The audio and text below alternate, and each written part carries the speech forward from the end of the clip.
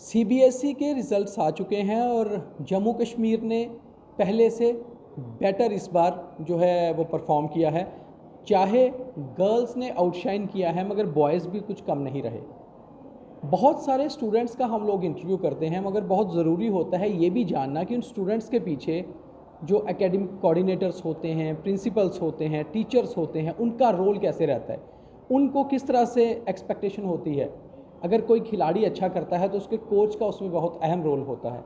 और ऐसे ही आज हमारे साथ केसी गुरुकुल स्कूल, जिनका रिज़ल्ट 100% आया है और पिछले साल से इम्प्रूव भी किया है, उनकी प्रिंसिपल हैं ममता शर्मा।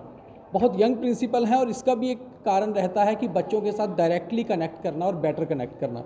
ममता जी, सबसे पहले तो कॉन्ग्रेचुलेशंस, परफॉर्मेंस जो आपकी बहुत बढ़िया रही आपके स्कूल की।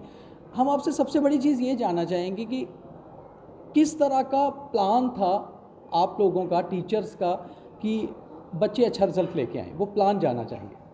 सर, स्कूल में हम लोग सबसे पहले फोकस करते हैं बच्चों की साइकोलॉजी समझने की। आजकल लैग कर रहे हैं स्कूल की, बच्चों को समझ नहीं पाते हैं। हमारा मेन फोकस होता है बच्चे का इंटरेस्ट जानने की। जब क्लास 10th का रिज़ल्ट आता है तो हम बच्चे से पूछते हैं कि बच्चे आप कौन सा सब्जेक्ट लेना चाहते हैं। यूजुअली बच्चा पीयर प्रेशर में आके, पेरेंटल प्रेशर में आके मेडिकल और नॉन मेडिकल ले तो लेता है, बट उसको कोप अप नहीं कर पाता है। इसलिए हम उसके लिए काउंसलिंग देते हैं बच्चे को।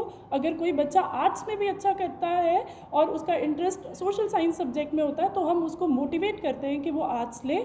तो ऐसा पीयर प्रेशर और पेरेंटल प्रेशर के अंडर हम बच्चे को काउंसल करते हैं कि he should choose his subject according to his और हर इंटरेस्ट, ना कि पीयर प्रेशर और पेरेंटल प्रेशर में। तो काउंसलिंग होती है, साइकोलॉजिकली बच्चे को समझने की कोशिश की जाती है। 10th और 12th जब उसमें बच्चे एंटर करते हैं, 10th में आ गए, 12th में आ गए, तो जाहिर सी बात है कि दोनों बहुत इंपॉर्टेंट क्लासेस होती हैं वहाँ से। तो उसके हिसाब से आप लोग कैसे प्लान करते हैं, क्या खास टिप्स रहते हैं कि उन बच्चों को कैसे, एक तो आपने कहा कि मेंटल प्रेशर नहीं देना है, दूसरा आपने पहले ही बताया कि उन बच्चों का माइंड सेट क्या है। तो जाहिर सी बात है कि जिसका माइंड सेट जो होगा उसने वही सब्जेक्ट लिया होगा। फिर उन सब्जेक्ट्स में कैसे आगे बढ़ना है, इसकी प्लानिंग कैसे की जाती है। सर, यहाँ पे हमारे पास हर एक सब्जेक्ट के एक्सपर्ट टीचर्स हैं जिनको 20-20 सालों का एक्सपीरियंस है। टीचर्स एकेडमिक्स के बारे में भी बताते हैं, कॉम्पिटिटिव एग्ज़ाम्स के भी बारे में बताते हैं। फिर हम बच्चों के सेशन लेते हैं about how to present the answer. बच्चे ने पूरा पढ़ तो लिया, बच्चे के पास पूरी नॉलेज तो है, बट अगर उसको उस 3 घंटे में उसको प्रेजेंट करना ही नहीं आ रहा है तो उसकी मेहनत व्यर्थ जाती है। तो उनको हम पेपर का पैटर्न समझाते हैं, पिछले 10 सालों के क्वेश्चन पेपर्स करवाते हैं, और साथ ही साथ पेपर कैसे अटेम्प्ट करना है, कैसे उसको प्रेजेंट करना है, ये सारी टिप्स दी जाती है। टीचर्स को भी हम गाइड करते हैं कि बच्चों को प्रिपेयर करना है, पढ़ाई के लिए तो करना ही है, और साथ में लाइफ के जो चैलेंजेस फेस करते हैं उनके लिए भी। नॉर्मली हमने देखा कि स्कूल्स में जो स्टूडेंट्स बहुत ब्राइट होते हैं या घर पे जो बच्चे ब्राइट होते हैं तो पेरेंट्स का और टीचर्स का उन पे प्रेशर रहता है कि बेटर स्कोर करो, स्कोर अच्छा होना चाहिए, बिकॉज कंपटीशन का एक टाइम है। क्या स्कोर पर फोकस किया जाता है या बेटर करने पर फोकस किया जाता है, और वो फोकस कैसा रहता है आपका। Sir, I will not use the word force. हम बच्चे को परसुएड करते हैं, बच्चे के पोटेंशियल को पूरी तरीके से एक्सप्लोर करने की बात करते हैं। फोर्स तो हम बिल्कुल नहीं करते हैं। हम सबसे पहले फोकस करते हैं कि बच्चा मेंटली रिलैक्स होकर पढ़े और अपने पूरे पोटेंशियल को फुल्ली यूटिलाइज़ करे, और अगर वो पूरे पोटेंशियल को यूटिलाइज़ करेगा तभी वो अच्छा प्रिपेयर कर सकेगा।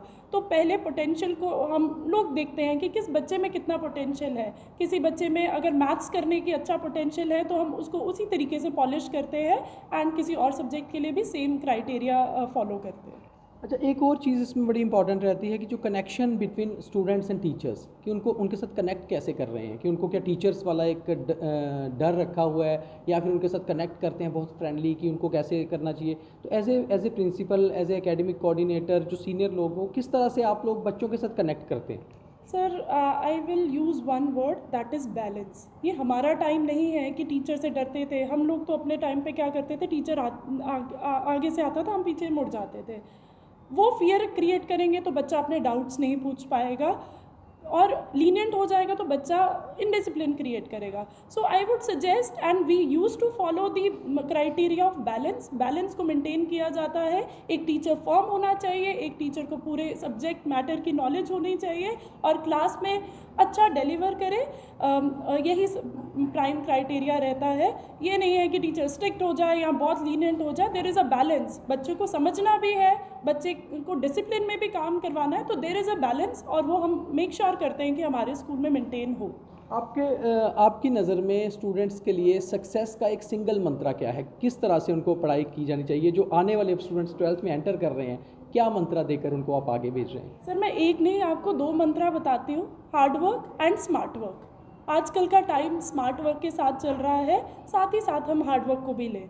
हार्ड वर्क और smart work is the only Mantra for the success of the students. My last question, competition कितना बड़ा है आज के टाइम में?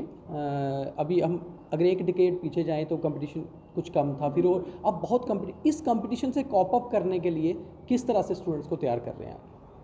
सर, कंपटीशन बढ़ता जा रहा है। अगर हम बच्चों को रेस पे लगा देंगे ना, तो बच्चे अपने फुल पोटेंशियल तक काम नहीं कर पाएंगे।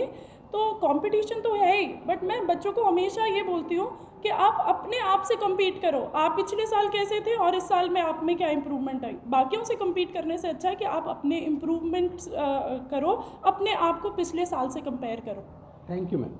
तो ये थी केसी गुरुकुल स्कूल की प्रिंसिपल, जो बच्चों के साथ डायरेक्ट कनेक्ट करके उनको बहुत अच्छे रिजल्ट तक पहुंचाया। और उन्होंने हमें टिप्स जो मेन 2 दिए वो ये था कि हार्ड वर्क के साथ साथ स्मार्ट वर्क भी ज़रूरी है, और कंपटीशन दूसरों से नहीं बल्कि खुद से होना चाहिए। शायद ये टिप्स जो अगली क्लासेस हैं, जो अगले सेशंस में बच्चे आने हैं, उनके लिए भी बहुत काम आने वाले हैं, क्योंकि ऐसे मंत्रास हैं जो आपको बहुत काम और कूल डाउन करते हैं, और फिर आप सक्सेस में ज़्यादा बेटर परफॉर्म कर पाते हैं। मेरे सहयोगी उत्तम सवालिया के साथ दीपक खजूरिया, टेक 1 जम्मू। टेक 1 अब आपके व्हाट्सएप पर। व्हाट्सएप करिए हाय 9728253663 पर।